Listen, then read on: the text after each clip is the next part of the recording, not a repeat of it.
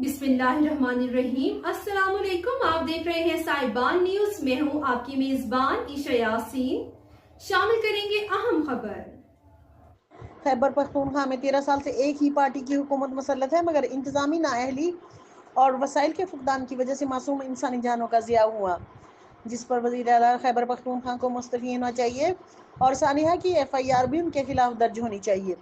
ये बातें गवर्नर पंजाब सरदार सलीम हैदर खान और गवर्नर खैबर पख्तूनख्वा फैसल करीम कुंडी ने दस्का में मीडिया से गुफ्तगू करते हुए की, जहां उन्होंने सानिया सवात में जा बहक होने वालों के लवाहिकीन से मुलाकात की और सोगवार खानदान से इजहार ताज़ियत किया और फातिहा खानी की।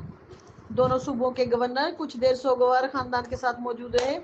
गवर्नर पंजाब सरदार सलीम हैदर खान ने कहा कि KPK में लंबे अरसे से एक ही सियासी पार्टी की हुकूमत है, मगर इंतजामी नाअहली से सानिया हो गया और सैलाबी रेले में फंसे हुए लोग बेबसी से डूब गए। हालांकि बरवक्त कार्रवाई से कीमती इंसानी जानों को बचाया जा सकता था। गवर्नर पंजाब सरदार सलीम हैदर खान ने कहा कि रेस्क्यू 1112 और इंतजामिया कुछ ना कर सके। बेबसी से लोग सैलाबी रेले में 2 घंटे तक फंसे रहे, जबकि रेस्क्यू 1112 1 घंटे पहले पहुंच गई थी, मगर उनके पास रस्सियों के अलावा कुछ ना था। उन्होंने कहा कि जंग ज़दा मुल्कों में इंसानी जानों को बचाने का कोई न कोई निज़ाम होता है, मगर KPK में इंतज़ामी मशीनरी बिल्कुल नाकारा है और किनारे पर खड़े खानदान के दीगर अफराद के सामने सैलाबी रेले में इसी खानदान के दीगर 10 अफराद बह गए। उन्होंने कहा कि सवात के सानिया पर पूरी कौम अफसुर्दा है, दिल खून के आंसू रो रहा है।